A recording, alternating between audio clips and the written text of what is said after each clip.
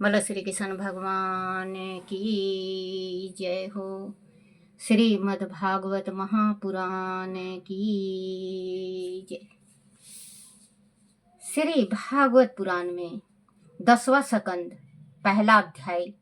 भगवान द्वारा पृथ्वी को आश्वासन, वासुदेव देवकी का विवाह और कंस का अत्याचार।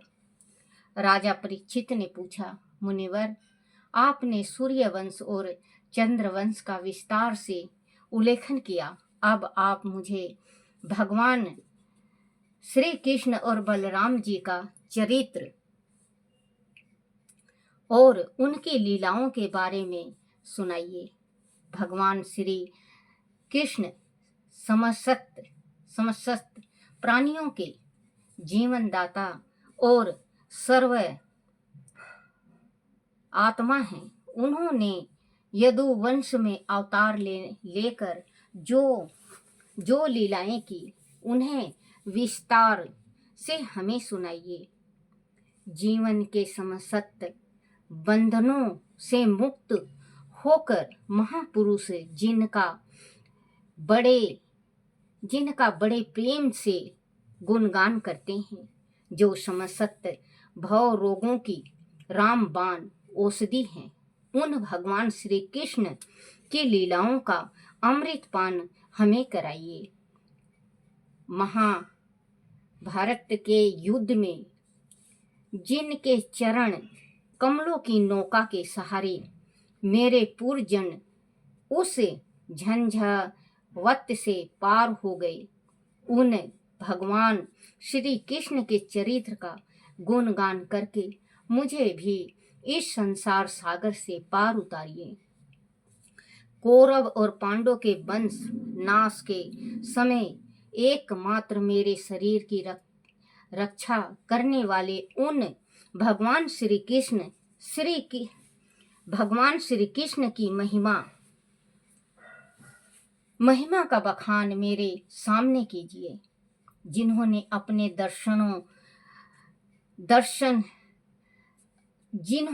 अपने सुदर्शन चक्र से माता के गर्भ में मुझे जीवन दान दिया। मुनिवर, वह श्री कृष्ण मेरे कुल देवता हैं, मेरे इष्ट हैं। मैं अपना वह तुच्छ जीवन उनकी शरण में रख कर आपसे प्रार्थना करता हूँ कि मुझे उनकी मधुरय पूर्व लीलाओं से अवगत कराएं। भगवान आपने श्री बलराम जी को पहले रोहिणी का पुत्र बताया, फिर आपने देवकी के पुत्रों में भी उन्हें बताया। वह कैसा कथन है मुनिवर? एक ही व्यक्ति दो शरीर धारण किए बिना दो माताओं के गर्भ से कैसे जन्म ले सकता है? असुरों को भी मुक्ति देने वाले और भक्तों को अपना हार्दिक प्रेम देने वाले भगवान वासुदेव अपने पिता का घर छोड़कर ब्रज में क्यों चले गए थे? नंदगांव और गोकुल में भगवान श्री कृष्ण ग्वाल बालों और गोपिकाओं के साथ कहाँ रहे थे? वहां उन्होंने कौन कौन सी लीलाएं की? मुनिवर, उन्होंने अपने मामा कंस को क्यों मार डाला? उन्होंने ब्रज भूमि छोड़कर द्वारका में क्यों और कितने बरस तक निवास किया था? उनकी कितनी पत्नियां थी? मुनिवर, मैंने अन्न तो क्या जल का भी परित्याग कर दिया है। मैंने मुनि के गले में अज्ञानता के कारण मृत्यु शरप डालने का जो जंगम पाप कर्म किया था, उसके कारण मेरी भूख प्यास नष्ट हो गई है, क्योंकि अब तक आपने जो अमृतवाणी वचन मुझे सुनाई है, उनसे ही मैं तृप्त हो रहा हूँ। फिर भी भगवान श्री कृष्ण की माई लीलाओं को सुनने की मेरी प्यास अभी भी बनी हुई है। मुनिवर मेरी जिज्ञासाओं का समन करके मुझ पर कृपा कीजिए। बच्चों, इंसान गलती तो कर देता है, बहुत ज्यादा फिर पछताता है।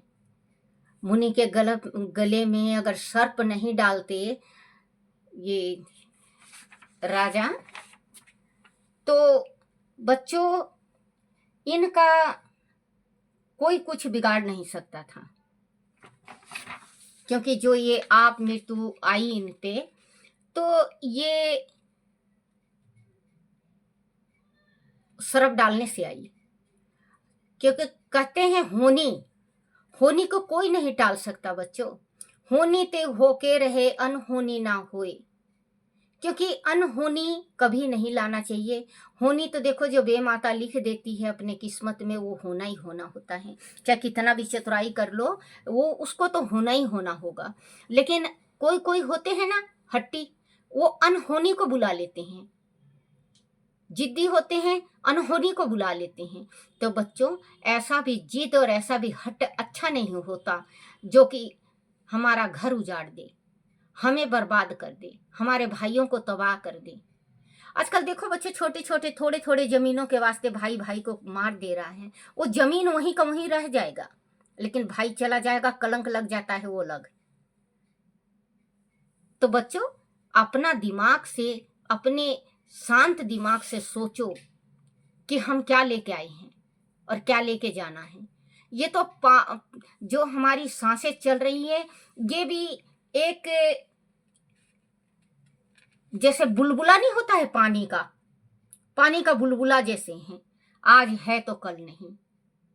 तो सोच समझ के कदम उठाना चाहिए। जो सोच समझ के कदम उठाता है कभी गलती नहीं करता। दिया है मैंने मुनि के गले में अज्ञानता के कारण मृत्यु सर्प डालने का जो जंगम पाप की कर्म किया था, उसके कारण मेरी भूख प्यास नष्ट हो गई है। क्योंकि अब तक आपने जो अमृतमयी वचन मुझे सुनाई है, उनसे ही मैं तृप्त हो रहा हूँ। फिर भी भगवान श्री कृष्ण की महिमा लीलाओं को सुनने की मेरी प्यास अभी भी बनी हुई है।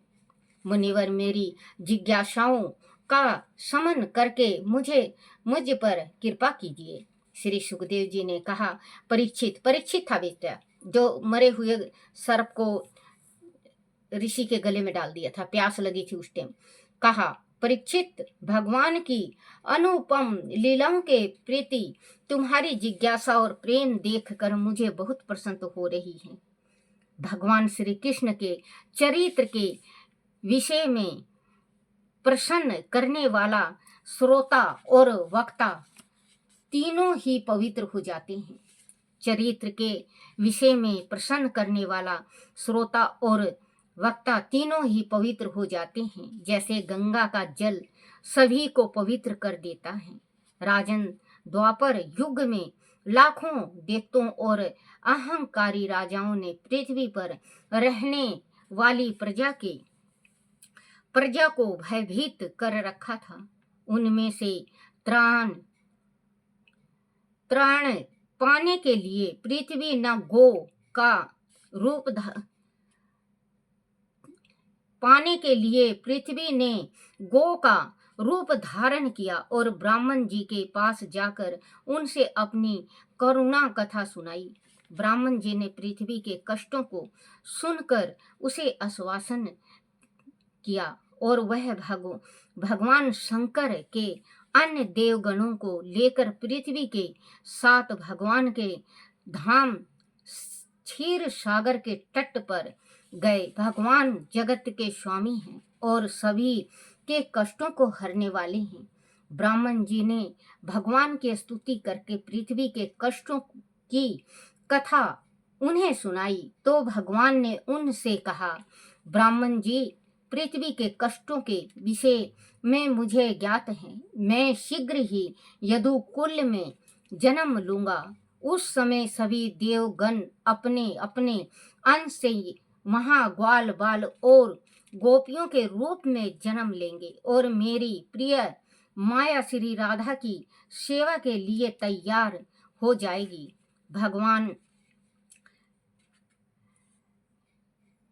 भगवान शेष भी मेरे बड़े भाई के रूप में वहां अवतार लेंगे। तब मैं पृथ्वी का भार हल्का करने का प्रयत्न करूंगा।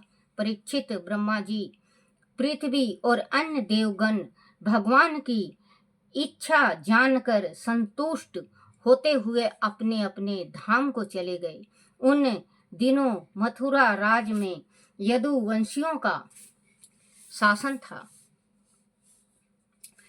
मथुरा के राजा उग्रसेन थे और उनके मथुरा मंडल तथा सूर्यसेन मंडल का शासन यदुवंशी राजा सूर्यसेन करते थे। सूर्यसेन ने अपने पुत्र वासुदेव का विवाह महाराजा उग्रसेन के भाई देवक की पुत्री देवकी से किया था। विवाह के उपरांत वासुदेव अपनी नवविवाहित पत्नी देवकी को विदा करके ले जा रहे थे। अपनी चचेरी बहन देवकी को प्रसन्न करने के लिए महाराजा उग्रसेन के पुत्र कंस, देखो बच्चों, चचेरी बहन थी ये, वो ताया का लड़का था। जो कंस था सगा भाई नहीं था। पत्नी देवकी को विदा करके ले जा रहे थे। अपनी चचेरी बहन देवकी को प्रसन्न करने के लिए महाराजा उग्रसेन के पुत्र कंस ने उसके रथ के घोड़ों की लगाम अपने हाथों में पकड़ ली और स्वयं रथ को हाँकने लगा। देवक ने प्रचुर ध्यान देकर अपनी पुत्री को विदा किया था। राजन महल से कुछ दूर जाने पर ही आकाशवाणी ने कंस को संबोधित करते हुए कहा, अरे मूर्ख, जिसको तू रथ में बिठाकर लिए जा रहा है, उसके गर्भ की 8वीं संतान तुझे मार डालेगी। कंस बड़ा दुष्ट और पापी था। वह भोज वंश का एक कलंक था। आकाशवाणी सुनते ही उसने तलवार खींच ली और अपनी बहन की चोटी पकड़कर उसे मारने के लिए तैयार हो गया। उसकी इस दुष्टता को देखकर वह हाहाकार मच गया। उसके इस कृत्य को देखकर वासुदेव जी ने उसे शांत करते हुए कहा, राजकुमार, आप भोज वंश के होनहार युवराज हैं और आपने अपने वंश की यश कीर्ति बढ़ाने वाले हैं। बड़े बड़े शूरवीर आपकी वीरता की प्रशंसा करते हैं। इस शुभ अवसर पर अपनी बहन का वध करना क्या आपके गौरव के अनुकूल होगा? वीरवर जिसने जन्म लिया है उसकी मृत्यु तो निश्चित है। जब शरीर का अंत हो जाता है तब जीव अपने कर्मों के अनुसार दूसरा शरीर धारण कर लेता है। यह प्रकृति का सत्य नियम है। दूसरा शरीर प्राप्त करके वह पहले शरीर के कर्मों को भूल जाता है। इसीलिए आप अपना कल्याण चाहने वाले को दूसरों से वैर नहीं करना चाहिए। कंस, यह आपकी छोटी बहन है। यह अभी बच्ची है। इसे तो आपको अपनी कन्या के समान समझना चाहिए। अभी तो इसका विवाह हुआ है। ऐसे में इसका वध करना कहाँ तक उचित है? आप ही इस पर विचार कीजिए। परीक्षित, इस प्रकार वासुदेव जी ने उसे समझाने का प्रयास किया, परंतु वह क्रूर अन्यायी तो अपने संकल्प पर अड़ा हुआ था। उसका हट देखकर वासुदेव जी ने सोचा कि बुद्धिमान पुरुष को अपने बुद्धि कौशल से मृत्यु को टालने का प्रयत्न करना चाहिए। विधाता कि जो इच्छा है होगा तो वही। उन्होंने मुस्कुराकर कंस कंस से कहा, सोम, आपको देवकी से नहीं इसके पुत्र से भय है, सो मैं इसके पुत्रों को लाकर आपको सौंप दूंगा, यह मेरा वचन है। वासुदेव के ऐसा कहने पर कंस ने अपनी तलवार म्यान में रख ली और बोला मुझे आप पर भरोसा है, किंतु यदि मेरे साथ छल किया गया तो मैं किसी को भी नहीं छोड़ूंगा। वासुदेव जी देवकी के साथ अपने घर चले गए। समय आने पर देवकी ने कीर्तिमान नाम का पुत्र को जन्म दिया। वासुदेव जी ने सीने पर पत्थर रखकर अपने पुत्र को लाकर कंस को सौंप दिया। जब कंस ने देखा कि वासुदेव जी ने अपने वचन का पालन किया है तो वह बड़ा प्रसन्न हुआ। उसने हंसकर वासुदेव जी से कहा, वासुदेव जी, आप इस बालक को ले जाइए, इसे से मुझे कोई भय नहीं है, क्योंकि आकाशवाणी के अनुसार देवकी के गर्भ से उत्पन्न 8वें पुत्र द्वारा मेरा वध होगा। उसे आने दीजिए, तब देखेंगे। ठीक है, कहकर वासुदेव जी उस बालक को लेकर वापस चले आए, परंतु मन ही मन वह संकटी अवश्य रहे।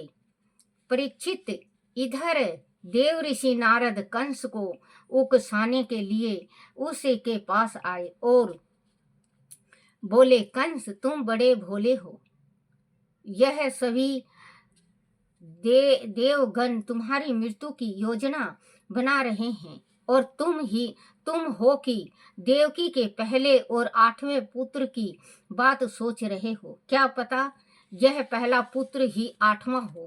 बच्चों, नारद जी जो थे इधर उधर भिड़ाने में ज्यादा थे, नहीं तो ये जो कंस था तो देवकी का 8वां ही पुत्र मारता, लेकिन इसने फिर 6 पुत्र और 1 पुत्री को जिसने मारना चाहा तो पुत्री बिजली बनके, माँ भगवती बनके कही, दुष्ट, तू मुझे क्या मारेगा, मैं तो जगत जननी हूँ, तुझे मारने वाला तो गोकुल में पैदा ले चुका है।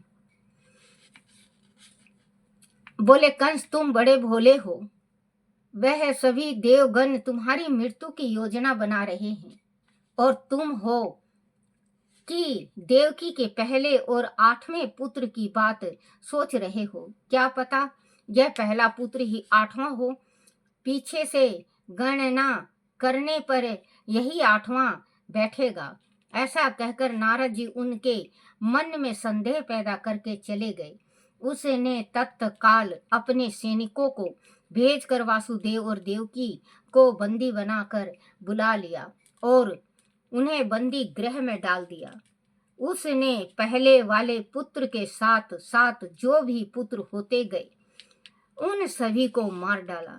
उसे शंका बनी रहती कि पता नहीं कौन सा बालक विष्णु का अवतार बनकर आ जाएगा। कंस जानता था कि पूर्व जन्म में वह कालनेमी नाम का असुर था और उसे विष्णु ने मार डाला था। उसने भयभीत होकर विरोध करने वाले अपने पिता उग्रसेन को भी बंदी गृह में डलवा दिया और स्वयं मथुरा का शासक बन बैठा। उसने घोषणा कर दी कि उसके राज्य में जो भी नवजात शिशु दिखाई दे उसे तत्काल मार डाला जाए। उसकी इस आज्ञा से सारी प्रजा भयभीत हो उठी। उसके अत्याचार दिन प्रतिदिन बढ़ने लगे। बोलो श्री कृष्ण भगवान की जय हो।